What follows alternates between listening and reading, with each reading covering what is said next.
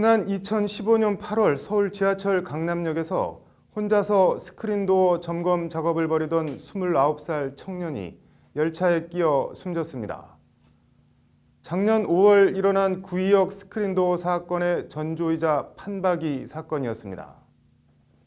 강남역 사고 당시 서울교통공사 등은 잘못했다고 100배 사죄하며 재발 방지책을 마련하겠다고 했지만 같은 사고가 계속 일어난 겁니다. 2년이 흘렀습니다. 상식과 원칙이 통하는 사회, 법률방송 현장기획, 강남역 스크린도어 사고 그 후 이야기를 김효정 기자가 전해드립니다. 서울 지하철 2호선 강남역입니다. 지난 2015년 8월 이 강남역에서 스크린도어 정비 작업을 하던 조모 씨가 전동차와 스크린도어 사이에 끼어 숨졌습니다. 열차에 끼어 20m를 끌려간 참혹한 죽음. 사망 당시 조 씨는 29살, 15년 사귄 여자친구와 결혼을 앞둔 예비 신랑이었습니다. 2년이 흐른 오늘 서울중앙지방법원. 지하철 2호선을 담당하는 서울교통공사 관계자와 조 씨를 고용했던 유진 메트로컴 등 관계자들에 대한 과실치사 등 혐의 첫 재판이 열렸습니다. 법정에서 피고인들은 모두 자신들에겐 죄가 없다고 주장했습니다. 조 씨를 고용했던 유진 메트로컴 측은 본사 대표 정 씨는 피해자가 혼자 출동해 작업한다는 사실을 전혀 몰랐고 그렇게 하라고 지시하거나 방치한 사실도 없다고 말했습니다.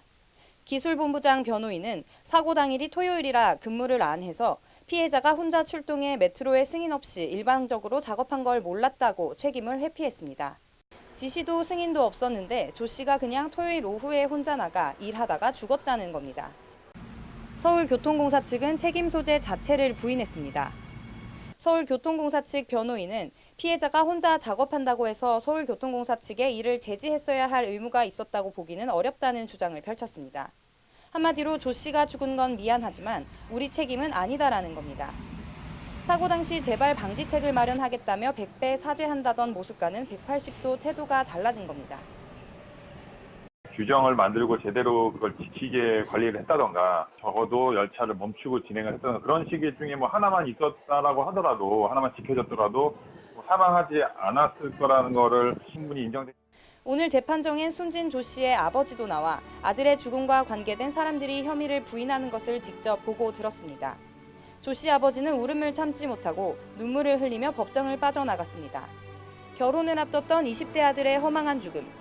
죽은 사람은 있는데 죽음에 책임 있는 사람은 한 명도 없다는 더 허망한 현실.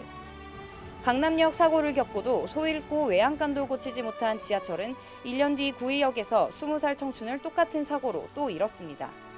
숨진 청년의 주인 잃은 가방에선 밥은 제때 먹고 다녔는지 컵라면이 나왔습니다. 법률방송 김효정입니다.